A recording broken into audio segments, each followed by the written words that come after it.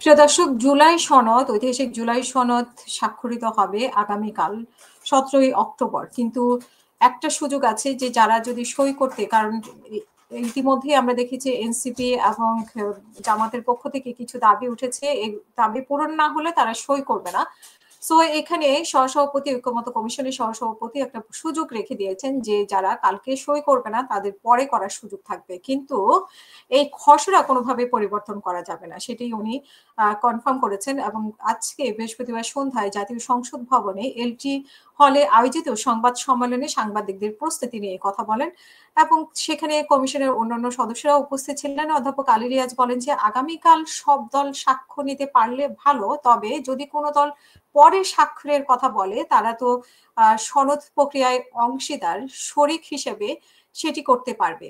কিন্তু কমিশন আশা করে যে সবাই একসঙ্গে বসে করবে, কিন্তু উৎসবমুখর পরিবেশেই সনদে সই হবে এমনটা তারা আশা করছে। কিন্তু কোনোভাবে যদি কোনো দল অংশগ্রহণ না করে তাহলে পরে করার সুযোগ আছে, এটি বলেছেন।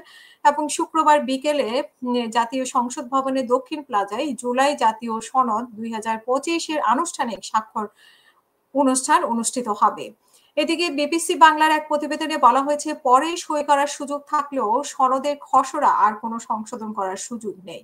জুলাই সনদের আইনি ভিত্তি না থাকায় ও আদেশের নিশ্চয়তা না পাওয়ায় যুক্তি দেখিয়ে এতে সই না করার ঘোষণা দিয়েছে জাতীয় নাগরিক পার্টি এনসিপি।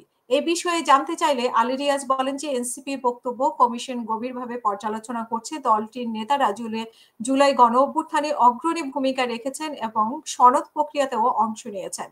তাদের অবদান একাধিকভাবেই গুরুত্বপূর্ণ। তিনি আরো বলেন যে সনদের আইনি ভিত্তি দেওয়া প্রয়োজনীয়তা কমিশনও স্বীকার করে এবং তাদের মেয়াদকালে এ বিষয়ে একটি পূর্ণাঙ্গ সুপারিশ দেওয়ার পরিকল্পনা রয়েছে। এছাড়া কয়েকটি বামপন্থী দলও সনদে সই না করার কথা জানিয়েছেন।